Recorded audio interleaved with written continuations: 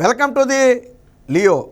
మూలిగే నక్క మీద తాటి పండు పడ్డట్టు పాపం వైసీపీ చంద్రబాబు గారిని ఎన్ని రకాలుగా ఇబ్బంది పెట్టాలని ప్రయత్నం చేస్తున్నప్పటికీ అవన్నీ బెడిసికొట్టాయి. ఆల్రెడీ మొన్నే 11 సీట్లు ఇచ్చి వైసీపీకి బుద్ధి ప్రజలు చెప్పారు. ఇప్పుడు తాజాగా చంద్రబాబు గారి మీద బురద జల్లేందుకు చేసిన ప్రయత్నాన్ని సుప్రీంకోర్టు కూడా చెప్పుతో కొట్టింది. కరెక్ట్గానే అన్నారు, మెట్టుతో కొట్టింది గట్టిగా. ఎందుకంటే చాలా ఘాటైన వ్యాఖ్యలు చేసింది. నిన్న ఆళ్ల రామకృష్ణారెడ్డి తెలుసు కదా, మంగళగిరి ఎమ్మెల్యే, ఏదో ఆయనకి కమల్ హాసన్ అనే ఒక బిరుదు కూడా ఉంది, నటనలో కమల్ హాసన్ అనే ఒక బిరుదు కూడా ఉంది. ఎమ్మెల్యే ఏం చేశాడు, నిన్న సుప్రీంకోర్టులో ఒక పిటిషన్ వేశాడు. అంటే నిన్న కాదు, నిన్న విచారణకు వచ్చింది. అది ఏంటి ఆ పిటిషన్ అంటే, తెలంగాణలో గతంలో హైదరాబాద్లో జరిగినటువంటి ఓటుకు నోటు కేసులో చంద్రబాబు గారి పాత్ర ఉంది, ఆయన పేరును ఛార్జ్ షీట్లో చేర్చాలి అని ఒక పిటిషన్ వేశాడు. అది సరిపోక దీన్ని సిబిఐకి ఇవ్వాలి, ఎట్టి పరిస్థితుల్లో దీంట్లో కుట్రకోణం ఉంది, సిబిఐ చేత విచారణ చేయించాలని చెప్పి మరొక పిటిషన్ కూడా వేయటం జరిగింది.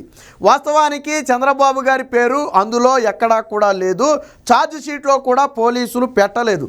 గతంలో 10 ఏళ్ల పాటు కేసీఆరే ముఖ్యమంత్రిగా ఉన్నాడు. ఆయనకి చంద్రబాబు గారు అంటే పొడగెట్టదు, మన అందరికీ తెలుసు. నిజంగా ఏమాత్రం చిన్న అవకాశం ఉన్నా, చంద్రబాబు గారి పారుతుందని నిరూపించబడే అవకాశం ఉన్నా ఆ కేసు పెట్టేసి చంద్రబాబు గారిని ఇబ్బంది పెట్టే ప్రయత్నం చేద్దరు. అందులో జగన్మోహన్ రెడ్డికి వీర విధేయుడు కదా కేసీఆర్, సో చేసేవాడే. కానీ అక్కడ అసలు ఎటువంటి ఆధారాలు లేవు. చంద్రబాబు గారి పాత్ర ఉంది అనడానికి కానీ, ఆయన ఆ ఇన్వాల్వ్మెంట్ అందులో ఉంది అనడానికి కానీ ఎటువంటి ఆధారాలు లేవు. కాబట్టి అక్కడ ఛార్జ్ షీట్లో కూడా ఆయన పేరు పెట్టలా. కానీ పేరు పెట్టలేదని చెప్పి గతంలో ఏసీబీ కోర్టుకు వెళ్తే దాని మీద చంద్రబాబు గారు హైకోర్టుకు వెళితే హైకోర్టు పూర్తిగా కొట్టివేసింది. అసలు కనీస ప్రాథమిక ఆధారాలు లేకుండా ఒక పేరును చేర్చడం అనేది అసలు అసంబద్ధం, అది కుదరదని చెప్పి తెలంగాణ హైకోర్టు కొట్టేస్తే దాని మీద ఆళ్ల రామకృష్ణారెడ్డి ఏం చేశాడంటే సుప్రీంకోర్టుకి వెళ్ళాడు. సుప్రీంకోర్టుకి వెళ్ళి ఏం వాదించాడు, అక్కడ అబ్బాయి చంద్రబాబు నాయుడు గారి పాత్ర ఉంది, ఖచ్చితంగా ఆయన్ని మనం ఏదో ఒకటి చేయాలి అని చెప్పి వెళ్తే ఈ కేసు పూర్వాపరాలను ధర్మాసనం తెప్పించుకుని మొత్తం కూడా పరిశీలించింది. అంటే ఆల్రెడీ ఈ కేసుకు సంబంధించి వేరొక కేసు అదే సుప్రీంకోర్టులో ఉన్న నేపథ్యంలో దానికి సంబంధించినటువంటి పూర్వాపరాలన్నీ తెప్పించుకుని కోర్టు పరిశీలించిన తర్వాత ఆళ్ల రామకృష్ణారెడ్డి మీద ఘాటైన వ్యాఖ్యలు చేసింది. కోర్టులతో ఆటలొద్దు, మీ రాజకీయ కక్ష సాధింపులకు కోర్టులను వేదికగా చేసుకునే ప్రయత్నం చేస్తే చూస్తూ ఊరుకోబోము అని చెప్పి చాలా ఘాటుగా హెచ్చరించింది.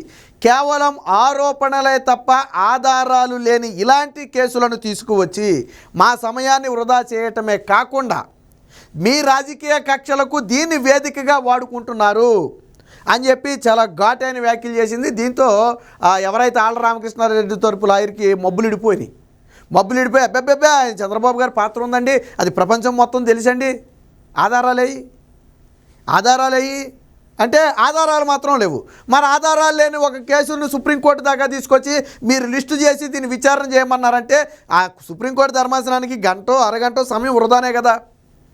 కోర్టు అడిగింది అదే, ఈ కేసు పూర్వాపరాలకు పరిశీలించాం వేరే ఒక బెంచ్ నుంచి తెప్పించుకుని, అందులోనూ ఎటువంటి ఆధారాలు లేవు, అందులో కూడా చంద్రబాబు గారి పాత్ర ఉన్నట్టు ఏ కోసనా లేదు. ఇప్పుడు మీరు చెప్పిన దానిలో కూడా చంద్రబాబు గారి పాత్ర ఉంది అనడానికి మీ దగ్గర ఆధారాలు ఏమీ లేవు. కేవలం నోటి ఆరోపణతో మీరు వచ్చారు. నోటి ఆరోపణతో వచ్చిన కేసుని సుప్రీంకోర్టు ఎలా టేకప్ చేస్తుంది? మీరు ఎలా తీసుకుని వచ్చారు? మీకు తెలియదా సుప్రీంకోర్టు సమయాన్ని వృధా చేయాలనో లేదా మీరు రాజకీయ కక్షలు తీర్చుకోవడానికి దీన్ని వేదికగా వాడుకోవాలనో చేసిన ప్రయత్నం తప్ప ఈ కేసులో ఎటువంటి పసా లేదని చెప్పి చాలా ఘాటుగా హెచ్చరించడంతో పాటు దీన్ని డిస్మిస్ చేస్తున్నామని చెప్పి కోర్టు ఆగ్రహం వ్యక్తం చేస్తే ఆళ్ల రామకృష్ణారెడ్డి తరపు లాయరు ప్రాధేయపడి మీరు డిస్మిస్ చేయొద్దు, మేమే వాపస్ తీసుకుంటాం, కేసుని మేమే పిటిషన్ వెనక్కి తీసుకుంటామని చెప్పి చెబితే ధర్మాసనం అందుకు అంగీకరించింది. సరే, సుప్రీంకోర్టు డిస్మిస్ చేసినా వీళ్ళు వెనక్కి తీసుకున్నా ఇక కేసుని అయితే వెనక్కి వచ్చేసినట్టేననుకోండి. కాకపోతే కోర్టు కొట్టేస్తే వేరు, వీళ్ళు వెనక్కి తీసేసుకుంటే వేరు. కాబట్టి మేమే వెనక్కి తీసుకుంటామని చెప్పి వీళ్ళే దాన్ని వెనక్కి తీసుకున్నారు. మరి ఆధారాలు ఉంటే కోర్టు ముందు పెట్టాల్సింది కదా, సుప్రీంకోర్టు ముందు. మీరు ఇక్కడ మైకులు పట్టుకుని ఓదర కొడుతున్నారు కదా, ఓటుకు నోటు అని. ఇక్కడ ఓదర కొట్టడం ఎందుకు? అదేదో సుప్రీంకోర్టులో ఇదిగోండి చంద్రబాబు గారు ఓటుకు నోటు కేసు, ఇదిగో ఆధారాలు అంటే కోర్టే తక్షణం చర్యలు తీసుకుంటుంది కదా, లేదా కోర్టే దీని మీద విచారణ చేయండి అని ఆదేశిస్తుంది కదా. నేను కూడా చెప్తా, నోటితో చాలా చెప్తా, కోర్టుకు ఆధారాలు అక్కర్లేదా? నేను కూడా కోర్టులో పిల్లేస్తాను. నా దగ్గర 5 లక్షలు 10 లక్షలు డబ్బులు ఉన్నాయి అనుకోండి, వెళ్ళిపోయి పిల్లేస్తాను కోర్టులో. అది చిన్న పనే, తరువాత దాన్ని నిరూపించాలి కదా. మరి ఏం ఆధారాలు ఉన్నాయని చెప్పి చంద్రబాబు గారి మీద కేసు వేశారు, ఏం ఆధారాలు ఉన్నాయని చెప్పి నిన్నటి వరకు ఓటుకు నోటు అని మాట్లాడారు. ఎవరైనా సరే ఇంకా ఓటుకు నోటు కేసులో చంద్రబాబు గారి పేరు ఉందని మాట్లాడితే 2 చెంపలు పగలగొట్టండి. ఎందుకంటే ఆల్రెడీ వీళ్ళు సుప్రీంకోర్టులో పగలగొట్టించుకుని వచ్చారు. సుప్రీంకోర్టులో వైసీపీ పార్టీ నాయకులు 2 చెంపలు పగలగొట్టించుకుని వచ్చారు. ఈసారి ప్రజలు పగలగొట్టారు అనుకోండి, మళ్ళీ ఆ నోరు ఎత్తరు, ఆ మాట ఎత్తరు. సో దీనికి సంబంధించిన వార్త కూడా వచ్చింది, ఒకసారి చూద్దాం. ఇక్కడ చూడండి, మాతో ఆటలొద్దు, రాజకీయ కక్షలకు కోర్టులను వేదికగా చేసుకోవద్దు, మాజీ ఎమ్మెల్యే ఆళ్లపై సుప్రీం ఫైర్, ఓటుకు నోటు కేసులో చంద్రబాబుని నిందితుడిగా చేర్చాలన్న పిటిషన్ తిరస్కరణ, సిబిఐ దర్యాప్తుకు నిరాకరణ, ఆళ్ల రాజకీయ బంధంపై ధర్మాసనం ఆరా. అసలు వేసిన వ్యక్తి ఎవరు, ఈయనకున్నటువంటి క్రెడిబిలిటీ ఏంటి, ఎందుకు చంద్రబాబు గారి మీద ఈ పిటిషన్ వేశాడు? ఏదో ఒక ఇంట్రెస్ట్ లేకుండా ఎత్తాడా, పోనీ ఈయన ఏమన్నా సామాజికంగా ప్రజల సమస్యల మీద పోరాడే వ్యక్తి అనుకోండి, ఓహో ఈయన వేసిన దాంట్లో ఏదైనా నిజం ఉందేమో లేసని దీన్ని పరిశీలించవచ్చు అనుకోవచ్చు. అసలు ఎవరు ఈ ఆళ్ల రామకృష్ణారెడ్డి అని ఆరాధిస్తే వైసీపీ ఎమ్మెల్యే అని తెలిసిందో అప్పుడు అర్థమైంది. వైసీపీ అంటే ఏపీలో ప్రతిపక్షంలో ఉన్నటువంటి పార్టీ. అందుకని చంద్రబాబు గారి మీద పిటిషన్ వేశారు. అప్పుడు కోర్టుకు ఒక క్లారిటీ వచ్చింది.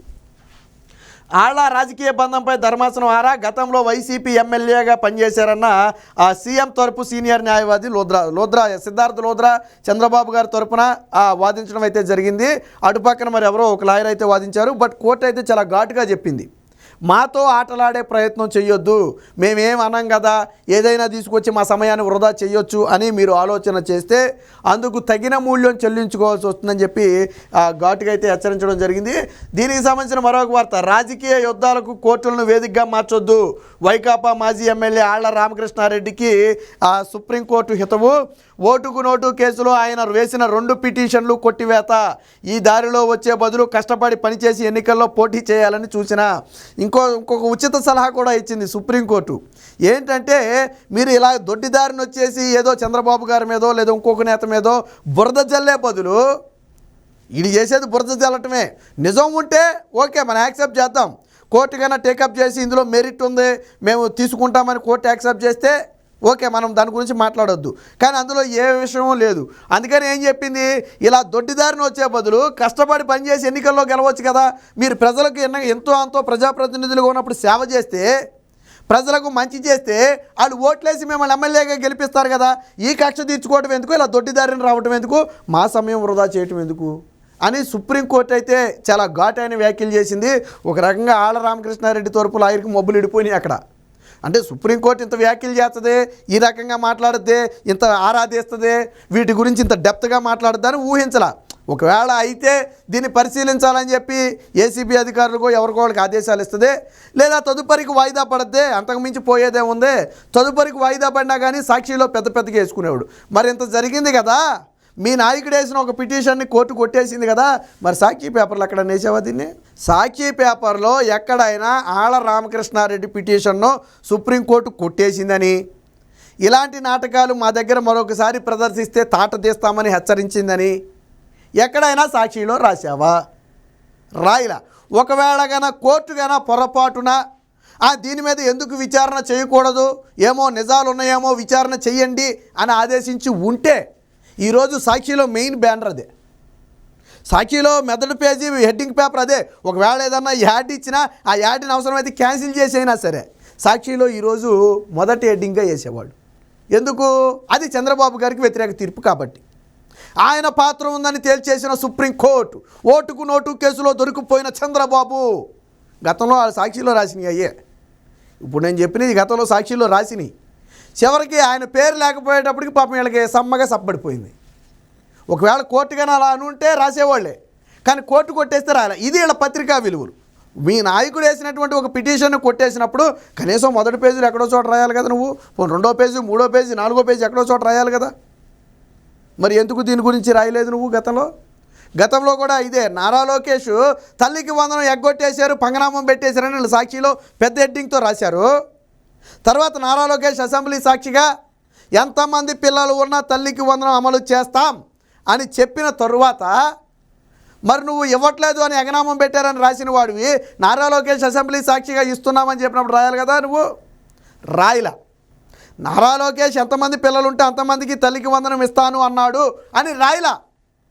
నారా లోకేష్ దీన్ని ప్రొలాగ్ చేసే ప్రయత్నం చేస్తున్నాడు, 1 సంవత్సరం ఎగ్గొట్టే ప్రయత్నం చేస్తున్నాడని రాశాడు తప్ప ఆయన ఇస్తాను అన్నాడని మాత్రం రాయలా. అదే కానీ నారా లోకేష్ అదే అసెంబ్లీలో అవును మేము ఇద్దరికి ఇవ్వలేము ఒకరికే ఇస్తామని ఉంటే సాక్షిలో ఇక పెద్ద బ్యానర్ ఐటమ్ అయ్యేది, అది పెద్ద బ్యానర్ ఐటమ్ అయ్యేది. మేము ముందే చెప్పాము నారా లోకేష్ ఒప్పుకున్నాడు అని పెద్ద ఐటమ్ రాసేవాళ్ళు. ఇది ఇలా పత్రికా విలువలు. సో మొత్తంగా ఆళ్ల రామకృష్ణారెడ్డి పిటిషన్ మీద అయితే సుప్రీంకోర్టు చెప్పు దెబ్బలు మెట్టి దెబ్బలు అన్ని దెబ్బలు కలిపి కొట్టింది. ఒక హితబోధ కూడా చేసింది. ఇలా దొడ్డిదారిని వచ్చి ఎవడి మీదో బురద జల్లాలి అనుకునే బదులు ప్రజలకు ఏదైనా 4 మంచి పనులు చేస్తే ప్రజలు ఓట్లేస్తారు, ఆ దిశగా మీరు ఆలోచన చేయండి అని చెప్పి ఒక ఉచిత సలహాని కూడా ఆళ్ల రామకృష్ణారెడ్డికి అయితే సుప్రీంకోర్టు అయితే ఇవ్వడం జరిగింది. ఇది ఆళ్ల రామకృష్ణారెడ్డితో పాటు జగన్మోహన్ రెడ్డికి కూడా వర్తిస్తుంది. ఎందుకంటే దీని వెనకాల కర్రబెట్టి దోపుతున్నది ఎవరు? జగన్మోహన్ రెడ్డి. ఆళ్ల రామకృష్ణారెడ్డి చేత పిటిషన్లు వేయించి కథంతా నడిపేది ఎవరు? జగన్మోహన్ రెడ్డి. కాబట్టి ఇది జగన్మోహన్ రెడ్డికి కూడా వర్తిస్తుంది. ఏది ఏమైనా సుప్రీంకోర్టులో వైసీపీ పార్టీకి మాత్రం ఇది ఒక అతిపెద్ద ఎదురుదెబ్బగా చెప్పుకోవచ్చు.